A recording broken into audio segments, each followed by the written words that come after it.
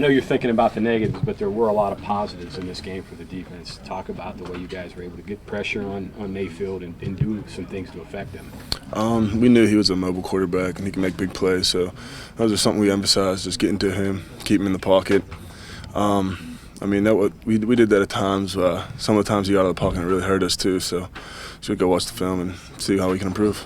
Was it difficult playing a game like this with so many penalties called? It seemed like almost every time a play was run, there was a flag on the field. Did it affect the rhythm of it a little bit? Penalties are part of the game, but I mean, anytime there's a lot called, I mean, it definitely affects the rhythm and just how things are going. I mean, there was calls on both sides of the ball. I mean, but there were a lot of penalties called today. Was there a lot of explaining going on, saying, hey, this is what you guys are going to do and you need to stop it, or was it just one of those things where they were just bawling? I mean, there was instances where they would explain and just kind of say, watch what you're doing. But, I mean, for the most part, I mean, they were following. What adjustments did you guys make at half? I mean, nothing really. We just kind of came out, we got the defense together and just said, look, I mean, second half, I mean, the first half's not us. We need to pick it up.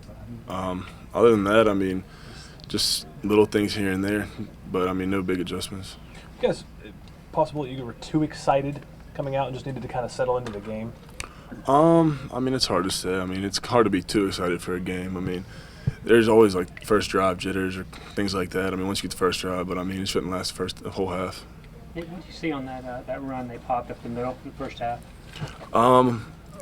He just cut it back, and, I mean, there was a hole there, cut back. I mean, it's hard to say without watching film, but I mean, there was definitely a wide hole for him to run through. I mean, I saw it, and once you hit the hole, I mean, there was no one in the secondary, and it stopped him.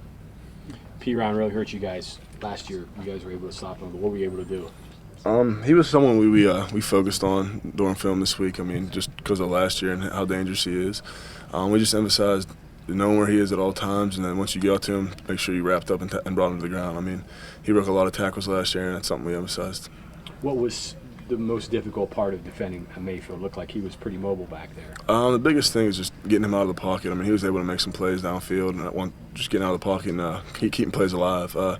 At first, he wasn't really finding receivers, and once he got out of the pocket, I mean, coverage kind of broke down in the back. So just his ability to extend plays, I mean, it hurt us at times. Gibby said he felt for you guys because it's four tries against OSU and 4 losses, man. What's it like for the seniors at the end of this series? I mean, it's definitely hard. I mean, that's something we stressed all week as seniors. I mean, haven't had a chance to beat them yet, and we're not going to. So, I mean, looking at it now, I mean, we just got to move on from it, but it's definitely hard.